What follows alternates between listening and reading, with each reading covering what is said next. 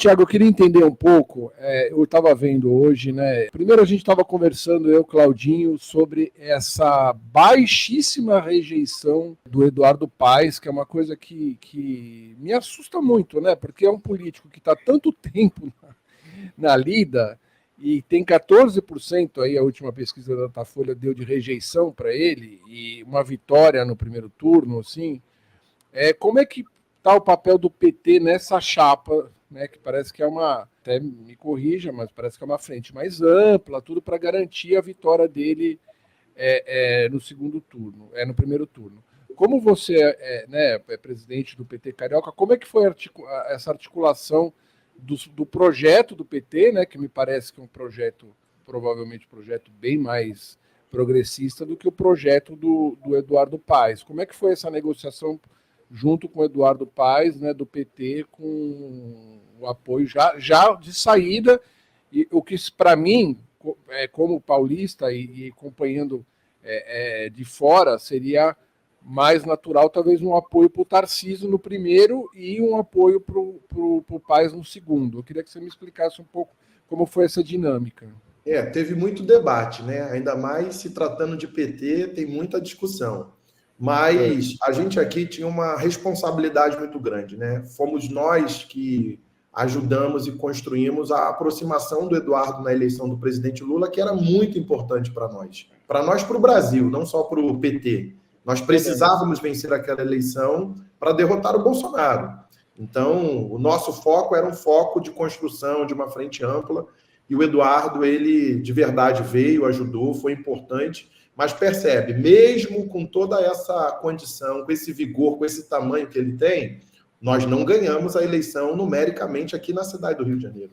O bolsonarismo ainda é muito forte aqui no Rio de Janeiro. Mas foi importante, porque ajudou a conter e facilitou para juntar na conta geral e a gente vencer e Lula se tornar presidente. Tá gostando do papo? Então se inscreve no canal, ativa o sininho para não perder nada e, se puder, ajuda a gente fazendo um Pix. Muito obrigada! Então ali é meio que a gente reeditou a nossa relação com o Eduardo, que também não é de hoje. O PT já esteve com ele no passado, nós já fomos vice dele no último mandato, né, antes dele voltar à prefeitura. A gente se distanciou, né? Teve essa mudança aí nessas placas tectônicas da política, desde o processo do impeachment da Dilma, a ascensão dessa direita fascista. Muita gente se movimentou para um lado e para o outro. Mas o Lula, muito sábio, sabia que a gente precisava recompor algumas relações porque esses caras estariam muito fortes. Então, o Eduardo era um cara muito importante, percebe? São Paulo, Minas, o Rio é a única cidade que a gente conseguiu manter ali uma relação para diminuir a força do bolsonarismo. E na eleição agora de reeleição do Eduardo, naturalmente nós caminharíamos juntos. Claro que a gente do PT queria estar mais na aliança, até sugerimos um nome para compor a vice, na verdade vários, né? Se tratando de PT, a gente nunca fica numa condição de um nome só. Mas o Eduardo fez uma conta que, para ele, é uma conta normal, né? Se nós estivéssemos no lugar dele, talvez nós faríamos a mesma conta. Ele está bem avaliado, ele está bem posicionado, ele tem pretensões futuras, né? E para nós também é importante a gente pensar em 26. O Bolsonaro, ele foi derrotado, não é presidente, mas o bolsonarismo ainda se mantém forte no Rio. Então, toda essa nossa conta é muito além do que é uma condição do que o PT ganha, sabe? Daquilo que a gente ganha de forma mais particular. A gente está pensando mesmo numa frente ampla na governabilidade do Lula. Então a gente juntou para estar com ele, né? Vamos querer governar juntos, né? Propor políticas públicas, participar do governo, mas para nós do PT nesse momento, o que mais nos interessa é eleger vereadores e vereadoras. Porque é na Câmara de Vereadores que a gente pode fazer a diferença, tanto para conter essa sanha fascista, né, da extrema-direita, que tem o filho do Bolsonaro, o Carluxo, como vereador, e também para ajudar o Eduardo. E para pensar no futuro. Né? Mas o PT não tem um projeto de governar a cidade? Tem. Numa frente de esquerda? Também. Mas, nesse momento, nós não conseguiríamos. Então, por isso que nós optamos em reforçar a governabilidade que a gente constrói no Brasil, puxar o Eduardo para o nosso lado, para poder ajudar na reeleição do Lula e a gente acumular força para 2028, a gente ter um projeto com a cara da esquerda, né, com um programa da nossa identidade programática, até porque o Eduardo não vai poder se reeleger. Então, acho que é um combinado onde todo mundo ganha, mas o estratégico agora para o PT e para o nosso campo é fazer uma bancada forte e por isso também eu saí candidato a vereador. Excelente, e é muito importante que a gente, bom, pelo que parece, segundo as pesquisas, a gente não vai ter o bolsonarismo na capital que o criou, né? Exatamente. No Rio de Janeiro. Aqui eu falo, nós temos que transformar o berço do bolsonarismo no cemitério do bolsonarismo. Cemitério, exato. No caixão, né? É muito importante, é verdade. É legal mesmo. E você estava falando, é interessante também que o Eduardo Paes, como o César Maia fez por ele, está lançando um vice muito novo também, né? Até vi que você já postou uma foto ali com o Eduardo Cavalieri. Isso. E tem interlocução com ele? Conhece ele também? Tenho. O Cavalieri é um cara que ajudou muito nesse processo nosso de reaproximação, né? Ele foi muito também ativo, participativo no processo da eleição do presidente Lula, né? Ele é deputado estadual, né? Eleito também no primeiro mandato, e é um cara bem gente boa, sabe?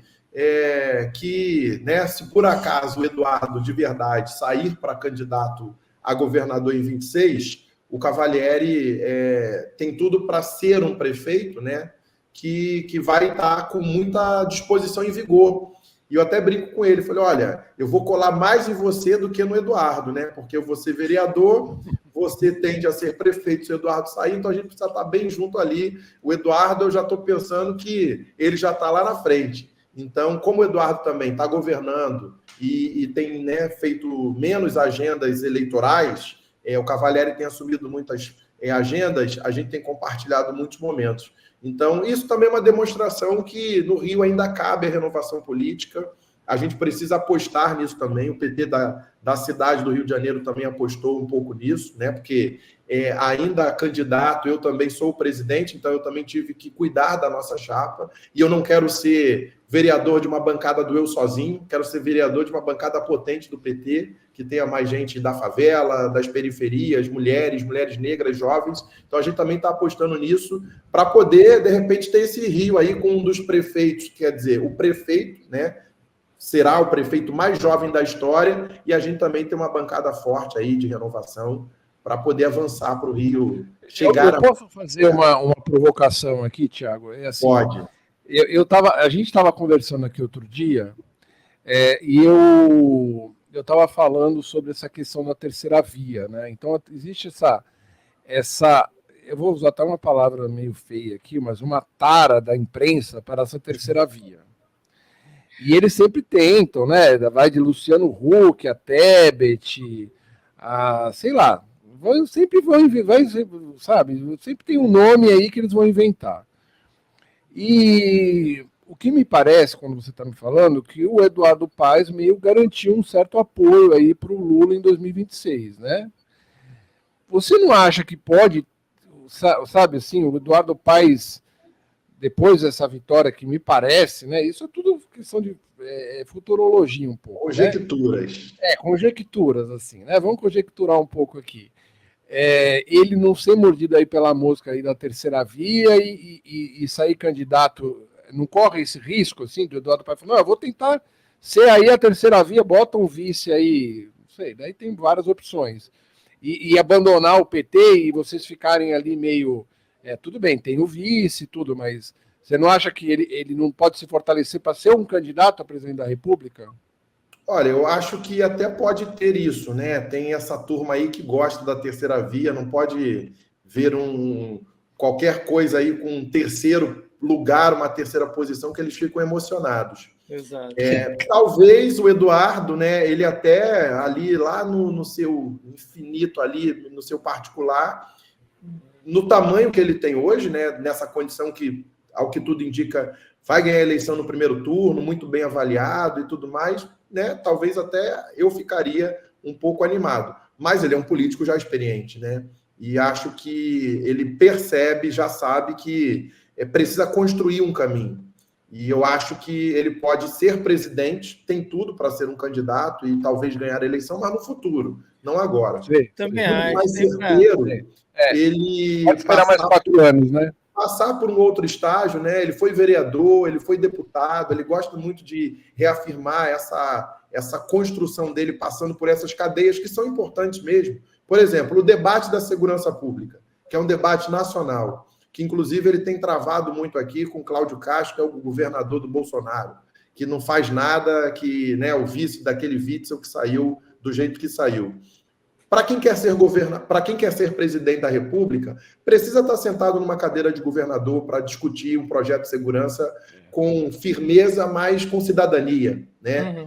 Combata o crime, mas também preserve as vidas, sobretudo nas favelas, né, do povo mais pobre. E eu acho que o Eduardo sabe disso, então uma aposta para ser candidato a governador, pós-prefeito, reeleito, é mais possível. E não é fácil, tá? Porque Eduardo é muito bem avaliado, né? Acho que vai ganhar a eleição no primeiro turno, mas isso aqui é o Rio de Janeiro.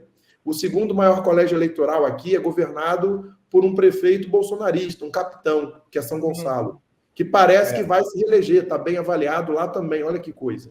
Então, ao tempo que Eduardo, a gente pode construir uma frente muito ampla para derrotar o bolsonarismo na cidade do Rio de Janeiro, o Estado ainda está passando por muitos problemas. Então, seria arriscado ele dar esse salto maior do que as pernas dele. Então, acho que ele tem um caminho com toda a sua juventude, com toda essa sua estrada, que ele vai conquistando e vai também mostrando a potencialidade que ele tem na gestão. Então, a gente fica ali também, com o olho no padre e outro na missa. Mas eu acho que ele tem essa visão mais estabelecida aí de que ele pode construir um caminho que dê mais segurança para ele. Acho que talvez para 34, 38. Ele nem foi governador ainda, ele sonha em ser governador também.